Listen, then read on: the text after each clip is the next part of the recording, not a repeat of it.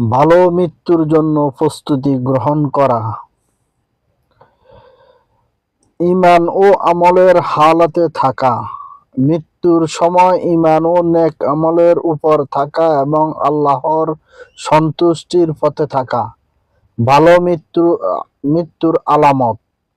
সুসংবাদ: মৃত্যুর সময় কালেমা পড়া, কপাল থেকে বিন্দু বিন্দু ঘাম বের হওয়া, জুমার রাত বা দিনে মৃত্যু হওয়া, আল্লাহর পথে শহীদ হওয়া, যেমন সীমান্ত পাহারায়, প্লেগ বা পেটের পীড়ায় মারা যাওয়া, কোনো কিছুতে পড়ে বা পানিতে ডুবে মারা যাওয়া। কিছু বর্ণনা আছে নেক কাজের উপর মৃত্যু হওয়া।